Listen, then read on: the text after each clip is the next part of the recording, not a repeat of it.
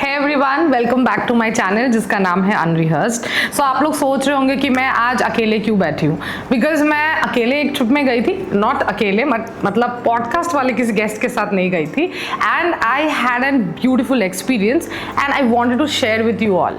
So let's share the myths, facts and my experience in Mahakal.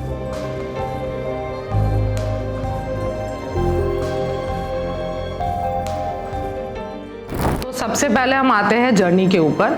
तो आप लोग कोलकाता से अगर जा रहे हो, जैसे मैं कोलकाता से गई थी, तो आप लोग को जाना होगा सबसे पहले इंदौर।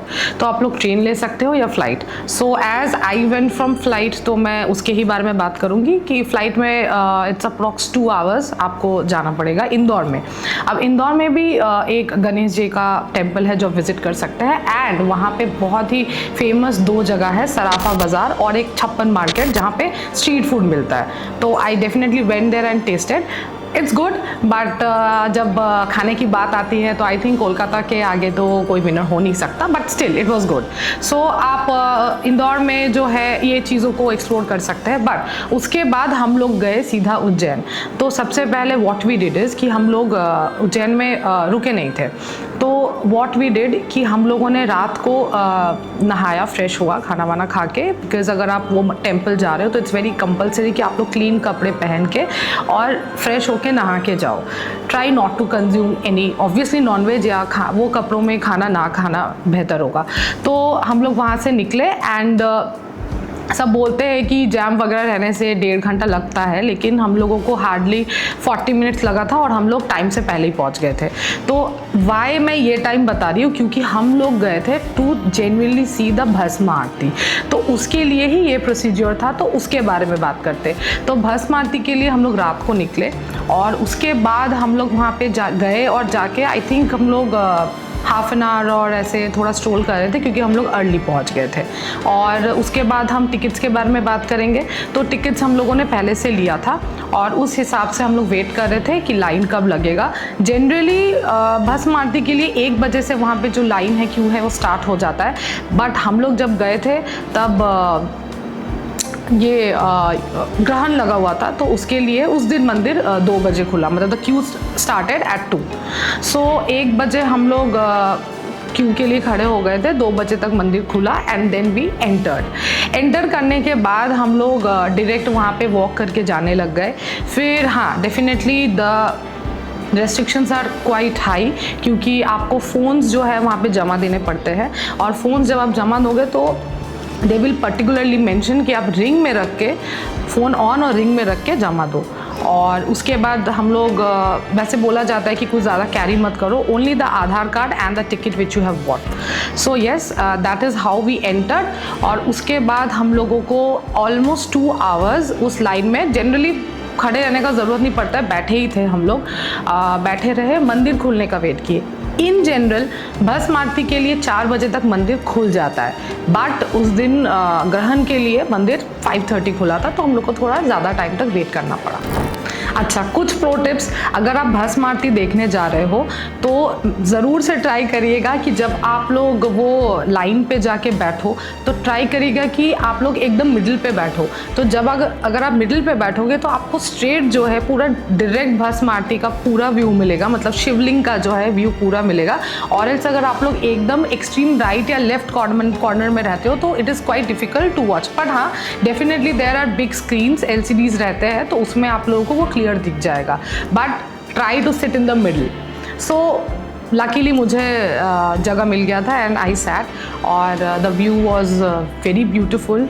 और जब पहला जल ढाला गया तो इट वॉज लाइक गूज़बम्स आ गया, because it was magical, the view was really magical जो हो रहा था वहाँ पे।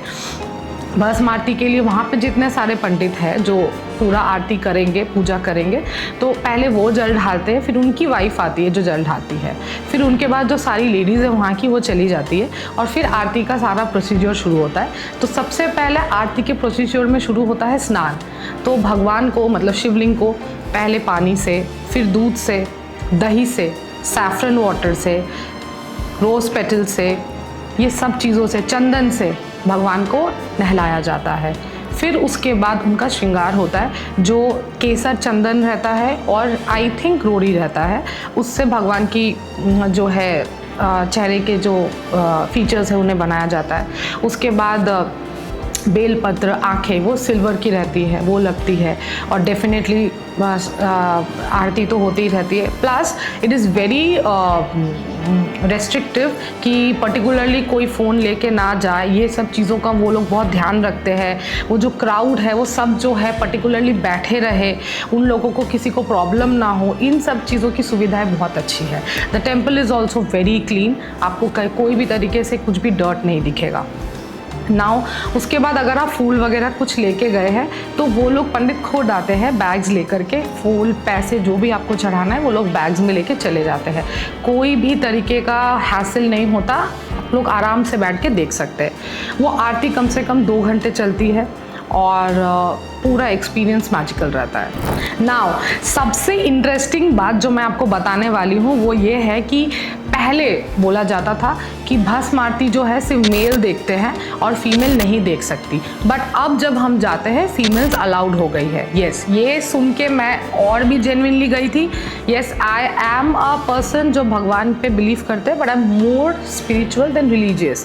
तो डेफिनेटली श्रद्धा के साथ साथ मुझे वो एक्सपीरियंस भी करना था, देखना था। और ये ह्यूमन नेचर है कि जब हमें कुछ पता रहता है कि ये आप नहीं कर सकते या नहीं देख सकते तो आपका क्यूरियोसिटी और बढ़ जाता है। सो वैसे ही मैं गई और ये स्नान जो है, जो प्रोसीजर था वो स्नान हुआ, श्रृंगार हुआ, ये सब देखा। जैसे ही भस्म आरती मतलब भस्म से भगवान को जब आरती शुरू करने वाला था, वहाँ पे माइक में उन्होंने बोला कि जितनी भी लेडीज़ है वो सारे या तो आंखें बंद कर ले और या तो फिर कोई भी कपड़ा या चुन्नी है उससे अपने आईज को शट कर ले, और जब तक ये भस्म आरती चलेगा तब तक आप आंखें ना खोले और ना देखें। Then I was very surprised कि ओ माई गॉड, अभी भी जो है औरतों को एक्चुअली वो पार्ट जो भस्म से आरती होते शिवलिंग का महाकाल में, वो अभी भी देखने नहीं दिया जाता। तो अराउंड 15 मिनट्स हम लोग सब अपनी आंखें बंद करके थे एंड ऑब्वियसली कोई ये हिम्मत भी नहीं करेगा आँख खोल के देखने का कि चलो देखते हैं, and I think that shouldn't do. तो हाँ, ये भी बोलेंगे कि आई एम प्रिविलेज्ड कि उसके बाद 15 मिनट्स बाद वो बोलते हैं कि वो अपने आंखें खोल सकते हैं, और उसके बाद जब दिया बाती से, कपूर से जो आरती होती है वो भी शुरू हो जाता है, वो फिर आप देख सकते हैं।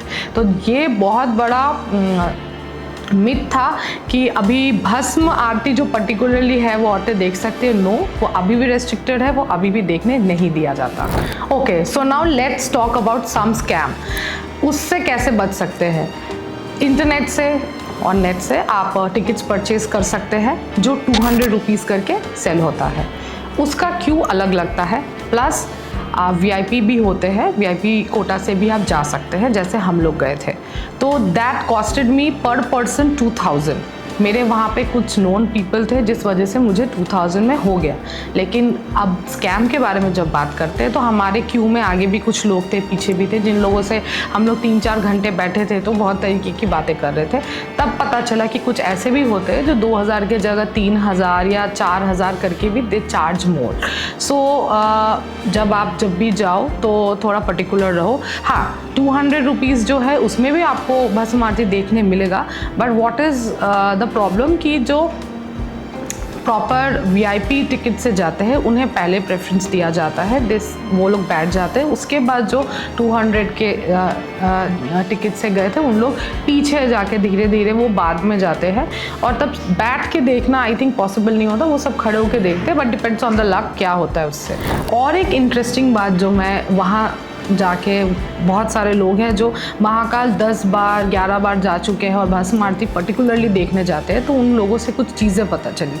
जैसे भस्म आरती जब बहुत पहले होती थी, I don't know the year क्योंकि वो उन्होंने डेफिनेटली नहीं बोला, बट उन्होंने बोला कि हम लोगों के पैदा होने से पहले जब भस्म आरती होती थी तब वो प्रॉपर एशेज़ यूज़ करते थे जो भस्म आरती के लिए इस्तेमाल किया जाता था शिवलिंग के ऊपर। बट वो प्रथा बहुत पहले बंद हो गई है एंड नाउ दे यूज़ काऊ डंग को वो जला के एशेस बना के उसके बाद उसका वो लोग आरती करते हैं। So that was also a very unique thing, क्योंकि जब वो लोग आरती करते हैं, पहले शिवलिंग को वो लोग एक श्रीगान को कपड़े से ढक देते हैं और आरती वो होने के बाद वो कपड़ा खोल देते हैं। तो वो नीचे जो राख गिरा था वो मैंने देखा, क्योंकि इन जनरल अगर नॉर्मल ऐश जो होता है वो लिटिल बिट ऑफ वाइटिश होता है, बट वो it was a charcoal grey colour.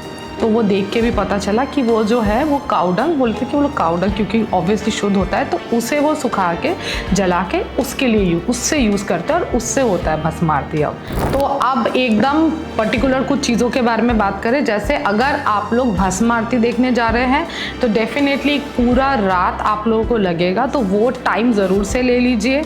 अगर आप लोग इंदौर से निकल रहे हैं तो हार्डली 45 मिनट्स, और अगर आप लोग पर्टिकुलरली उज्जैन में रह रहे हैं तो वो 45 मिनट्स भी नहीं लगेगा, बट हाँ एक पूरा रात आपको लग जाएगा। सुबह 4 बजे आरती शुरू होगी, 6 बजे तक it's done.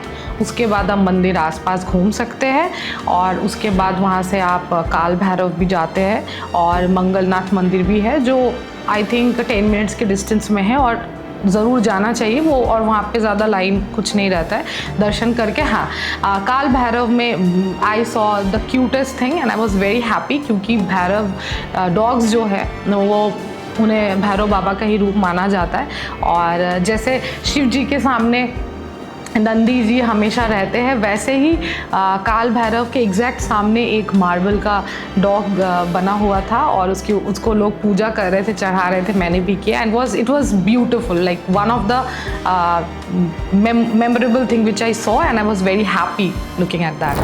So let's talk about my whole experience. It was beautiful. हाँ थोड़ा हेक्टिक डेफिनेटली था, क्योंकि आप सारा रात वहाँ पे पूरी रात बैठे रहेंगे तो आपको थोड़ा ड्रेन फील होगा, ये सारी चीज़ें हो सकती है। हाँ please do carry water bottles, वो आप कैरी कर सकते हैं, और उसके साथ साथ अगर आप कोई टाल या कोई एक कपड़ा क्लीन ले जा सके तो ज़रूर ले जाए, ताकि वो जो मार्बल रहता है जब हम लोग वहाँ बैठते हैं वो काफ़ी ठंडा रहता है, तो उसके वजह से मुझे थोड़ा सा फीवर आ गया था, तो वो बैठने में भी इजी रहता है, आपको थोड़ा वार्म फील होगा। और पानी ज़रूर से रखिएगा, बिकॉज हम लोग नहीं लेके गए थे एंड उससे थोड़ा और ज़्यादा वी फेल्ट अनईजी, क्योंकि पूरी रात आपको जागना पड़ेगा और वेट करना पड़ेगा, तो it's bit draining. But yes जब आप मंदिर में एग्जैक्ट बैठेंगे और जब आपको शिवलिंग का दर्शन होगा और वो स्नान शुरू होगा तो सारी थकान सब चली जाती है, और स्पेशली जब आप वो आरती देखेंगे और लास्ट जो स्टेप होता है आरती का, उसमें सारे लाइट्स बंद किए जाते हैं मंदिर में, और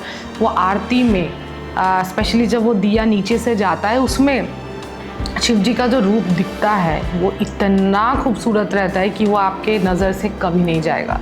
तो all total it was a beautiful experience and आप कॉस्ट कटिंग भी कर सकते हैं, आप अपने कंफर्ट के हिसाब से जा सकते हैं। और सुना है कि महाकाल दर्शन करने से आपके बहुत सारे बाधाएं और प्रॉब्लम्स दूर हो जाते हैं, तो आई होप मेरे भी हो एंड आई विश कि आप सब एक बार ज़रूर जाए, whether you are religious or spiritual or only for experience. You should go and definitely experience a serene, beautiful view of the temple, the darshan, and yes, I think जैसे मुझे positive लग रहा है वहाँ से आके आप सबको भी लगेगा। Okay so this was all about the video, my experience in Mahakal and the myths and facts जो मुझे वहाँ जाके एक्सपीरियंस करके पता चली, and I think and I am sure that this video will be very helpful to you guys.